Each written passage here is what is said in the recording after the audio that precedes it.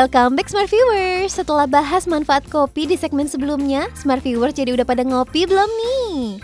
Nah, bagi Smart Viewers yang belum terbiasa dengan olahan kopi murni seperti espresso atau brew coffee, olahan kopi susu bisa jadi alternatif loh. Dan wow, pada segmen ini akan membahas olahan kopi susu yang bisa jadi rekomendasi bagi Smart Viewers nih jika bingung pilih menu pada saat di coffee shop. Langsung aja yuk kita simak. Smart Viewers, jika berbicara mengenai olahan kopi, banyak sekali loh yang bisa dibahas dan kadang bikin bingung, apa sih yang bikin beda? Padahal sama-sama dicampur susu. Nah, biar paham, pada kali ini Wow akan bahas 6 jenis olahan kopi espresso yang dicampur dengan susu. Langsung aja yuk simak informasi di Advice of the Week. Pertama, latte. Latte merupakan salah satu jenis kopi yang lebih didominasi oleh susu. Pada dasarnya, latte merupakan campuran kopi dan susu, maka disebutnya coffee latte. Perbandingan espresso dengan susu yaitu 1:3 hingga 1:9. Di Amerika, latte sangat populer dikarenakan rasanya yang manis dan lembut dibandingkan dengan espresso. Adapun komposisi dalam coffee latte terdiri dari 1/6 espresso, 4/6 susu cair, 1/6 busa susu. Karena tekstur kopinya yang encer, latte dapat dinikmati sebagai hidangan penutup dan dapat ditambahkan berbagai perasa. Busa yang ada pada latte juga sering digunakan barista untuk membuat latte art atau gambar yang menarik. Kedua, cappuccino. Cappuccino merupakan jenis minuman kopi yang populer dari Italia karena lebih sering dan lebih banyak dikonsumsi. Rasanya yang tidak terlalu pahit seperti espresso membuat cappuccino lebih mudah diterima oleh lidah semua orang, khususnya kalangan muda. Komposisinya terdiri atas espresso dan tambahan susu cair serta busa di atasnya. Takaran untuk satu cangkir cappuccino biasanya 1/3 espresso, 1/3 susu steam, dan 1/3 busa susu. Takaran tersebut idealnya tidak kurang atau lebih. Jadi minuman itu dikatakan sebagai cappuccino apabila ia memiliki takaran yang sama untuk setiap komposisinya. Cappuccino juga biasanya tidak disajikan dengan art, melainkan sering ditambahkan bubuk coklat pada foamnya yang tebal. Ketiga, flat white. Nah, Smart Viewers, jenis olahan yang satu ini biasanya tergantung coffee shop atau bahkan negaranya ya.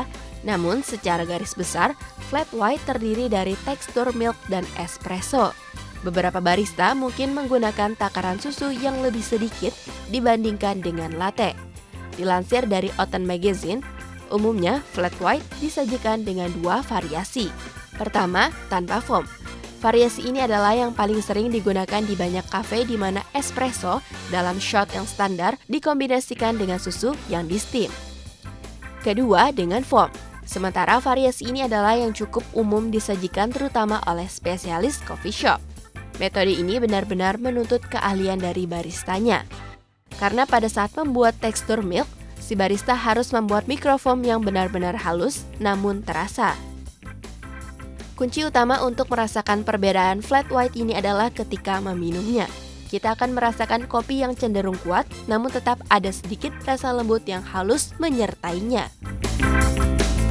Keempat, mochaccino. Mochaccino hampir sama dengan cappuccino, bahkan dari segi takaran pun sama. Mochaccino juga campuran dari espresso dan susu, namun ada bahan tambahan lain yaitu coklat dengan rincian 2/5 coklat, 2/5 espresso, 1/5 susu cair. Sederhananya, mochaccino adalah cappuccino yang ditambah coklat.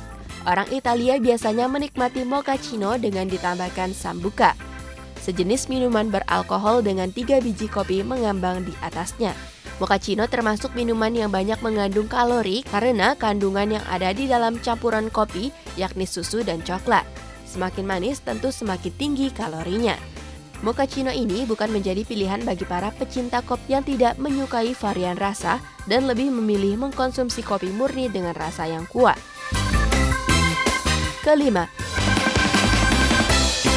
macchiato. Macchiato merupakan istilah yang berasal dari Italia yang berarti penanda atau ditandai. Makanya macchiato hadir dalam bentuk secangkir espresso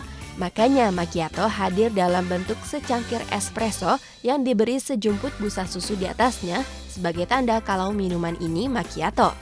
Olahan macchiato pun berbeda pada tiap negaranya. Dikutip dari roastycoffee.com, macchiato harus disajikan di dalam demi-taste cup atau cangkir espresso karena ukurannya memang harus kecil. Keenam, Frappe. Frappe tidak memiliki rasa khusus seperti varian-varian kopi sebelumnya. Yang membedakannya adalah kopi dingin yang diblend atau dikocok dan memiliki tekstur lembut dan menyegarkan. Jenis frappe yang terkenal adalah Frappuccino yang menjadi menu hak milik Starbucks.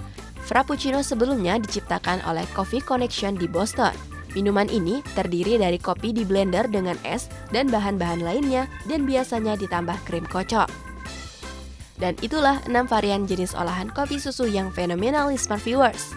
Nah sekarang kalau mau ke coffee shop, Smart Viewers gak perlu bingung lagi ya mau pesan kopi susu apa. Wah, Smart Viewers ternyata nggak asal dicampur susu aja ya.